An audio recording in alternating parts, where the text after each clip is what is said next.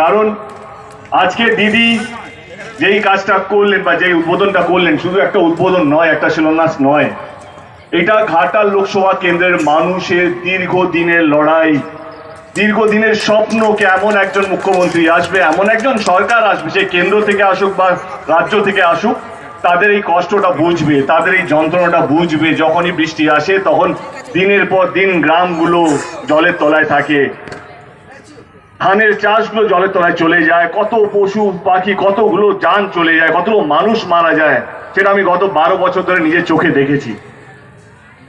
আমি 2014-তে যখন শপথ নিয়েছিলাম সাংসদে, আমার প্রথম স্পিচটাই বাংলায় দিয়েছিলাম এবং ঘাটাল মাস্টার প্ল্যান নিয়ে দিয়েছিলাম যে এই ঘাটাল মাস্টার প্ল্যানটা কোনো টিএমসি বা কোনো বিজেপি বা কোনো কংগ্রেস বা কোনো সিপিএম এর জন্য নয়, এটা ঘাটাল লোকসভা কেন্দ্রের প্রত্যেকটা মানুষের জন্য। শুধু আমি একবার নয়, বারবার আমরা ঘাটাল মাস্টার প্ল্যান নিয়ে সংসদে, পার্লামেন্টে, ইনফ্যাক্ট মানসদা এখানে আছে, আমরা দিল্লিতেও গিয়েছিলাম, দিদি আমাদেরকে দিল্লিতে পাঠিয়েছিল তখন মিটিং করার জন্য জল দপ্তর মন্ত্রীর সাথে ওইখানে, তার সঙ্গে আমরা আলোচনা করি, কিন্তু কেউ আমাদের কথা রাখেনি। 2024-এ নির্বাচনের আগে দিদি কথা দিয়েছিলেন যে ঘাটাল মাস্টার প্ল্যানটা তিনি করবেন, এবং 2025-এ আমাদের বিধানসভার বাজেটে তিনি 500 কোটি টাকা স্যাংশনও করেন এবং আজকে তার শুভ উদ্বোধন হয়ে গেল। আমি নিজের তরফ থেকে নয়, আমি ঘাটাল লোকসভা কেন্দ্রের প্রত্যেকটা মানুষের পক্ষ থেকে, সে টিএমসি করুক, সিপিএম করুক, কংগ্রেস করুক, বিজেপি করুক, তাদের প্রত্যেকের পক্ষ থেকে আমি দিদিকে হাত জোড় করে ধন্যবাদ জানাতে চাইছি। দিদি, এইটা যে কত বড় কাজ হলো, এটা যে কত বড়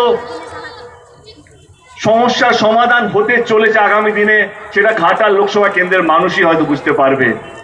কত মানুষ লড়াই করতে করতে চলে গেছেন, স্বপ্ন দেখেছেন কি এক না একদিন কেউ না কেউ করবেন, কেউ কথা রাখেনি। যিনি কথা রেখেছেন তার নাম হচ্ছে মমতা ব্যানার্জি, আমাদের 3 বারের মুখ্যমন্ত্রী। আজকে সোশ্যাল মিডিয়ার যুগ, আপনি একটা উচ্চবাচ্য কথা বললেই আপনি ট্রোল হয়ে যাবেন, এই তো দেব এটা বলছে বা অমুক এটা বলছে। আমরা যখন এসআইআর যখন মিছিলের পর যখন আমরা সভা করছিলাম, দিদি আমাকে কিছু কথা বলতে বলেছিলেন, তখন আমি বলেছিলাম এইবারে আমাদের সরকার, আমাদের দল 250টা সিট নিয়ে আসবে। কর্মীদের কাছে এটা মন্ত্র ছিল কি না 250টা আমরা নিয়ে আসবো, কিন্তু কিছু মানুষ ট্রোল করলো কি কেন দেব পাগল হয়ে গেছে। আচ্ছা, নির্বাচনটা কিসের জন্য বলুন তো? যেই দল মানুষের কাজ করবে তাকে তো আপনারা ভোট দেবেন, তাই না? তাই তো নিয়ম হওয়া উচিত। যেই সরকার কথা দিয়ে, ভোটের আগে কথা দিয়েছে, ভোটের পর সেই কথাগুলো রাখছে, তাই তো ভোট পাবে, তাই না? আজকে আমি আমার দলের পক্ষ থেকে বলছি না, একদম সাধারণ মানুষ হিসেবে বলছি, আমারও গ্রাম ঘাটাল লোকসভা কেন্দ্রের মধ্যে আছে, আমার মামা বাড়ি, আমার দেশে নিজের বাড়ি কেশপুর, আপনারা সবাই জানেন। আমাদের যেটু সিপিএম করতো, আমি তার হয়ে বলছি যে অ্যাটলিস্ট কেউ তো কথা রাখলো। 1959-এ মানসিং কমিটি একটা প্ল্যানের নাম দেয়, সেই প্ল্যানটা ছিল ঘাটাল মাস্টার প্ল্যান। এই ফাইলটা প্রত্যেকটা দপ্তর, প্রত্যেকটা সরকারের প্রত্যেকটা টেবিলে ছিল, কিন্তু কেউ ফাইলটা পাস করেনি। যিনি পাস করেছেন তার নাম হচ্ছে মমতা ব্যানার্জি। এবারে যেই দল সে কথা দিয়ে কথা রাখে, সে কেন জিতবে না?